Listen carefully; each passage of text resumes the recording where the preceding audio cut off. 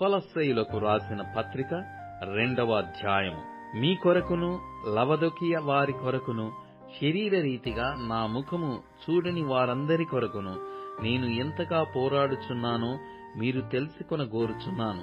వారు ప్రేమయందు అతుకబడి సంపూర్ణ గ్రహింపు యొక్క సకలైశ్వర్యము కలిగిన వారై దేవుని మర్మమయ్యున్న క్రీస్తును స్పష్టముగా తెలుసుకొన్న వారై తమ హృదయములలో ఆదరణ పొందవలెనని వారందరి కొరకు పోరాడుచున్నాను. బుద్ధి జ్ఞానముల సర్వ సంపదలు ఆయన యందే గుప్తములయ్యున్నవి. ఎవడైనను చక్కని మాటల చేత మిమ్మును మోసపరచకుండునట్లు ఈ సంగతిని చెప్పుచున్నాను. నేను శరీర విషయములో దూరముగా ఉన్నను, ఆత్మ విషయములో మీతో కూడా ఉండి మీ యోగ్యమైన ప్రవర్తనను క్రీస్తునందలి మీ స్థిర విశ్వాసమును చూచి ఆనందించుచున్నాను. కావున మీరు ప్రభువైన క్రీస్తు యేసును అంగీకరించిన విధముగా ఆయన యందు వేరుపారిన వారై ఇంటి వలె కట్టబడుచు, మీరు నేర్చుకొనిన ప్రకారముగా విశ్వాసమందు స్థిరపరచబడుచు, కృతజ్ఞతాస్తుతులు చెల్లించుటయందు విస్తరించుచు ఆయన యందుండి నడుచుకొనుడి.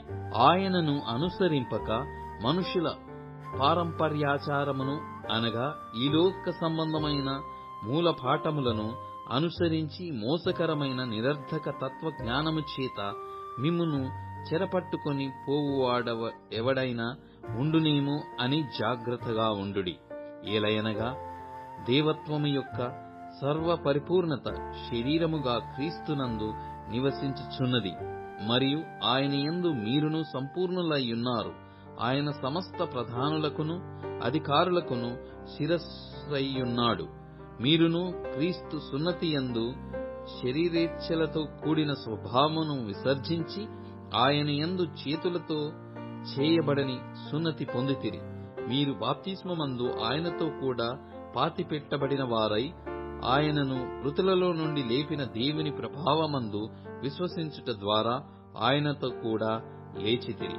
మరియు అపరాధముల వలనను శరీరమందు సున్నతి పొందక యుండుట వలనను మీరు మృతులయ్యుండగా, దేవుడు వ్రాతపూర్వకమైన ఆజ్ఞల వలన మన మీద రుణముగాను మనకు విరోధముగాను ఉండిన పత్రమును మేకులతో సిలువకు కొట్టి దానిమీద చేవ్రాతను తుడిచివేసి మనకు అడ్డము లేకుండా దానిని ఎత్తివేసి మన అపరాధములన్నిటినీ క్షమించి ఆయనతో కూడా మిమ్మును జీవింపచేసెను.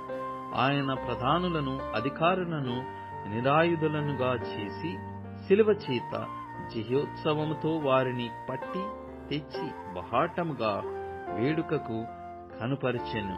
కాబట్టి అన్నపానముల విషయములోనైనను పండుగ, అమావాస్య, విశ్రాంతి దినము అను వాటి విషయములలోనైనను మీకు తీర్పు తీర్చ నెవనికిని అవకాశమియ్యకుడి.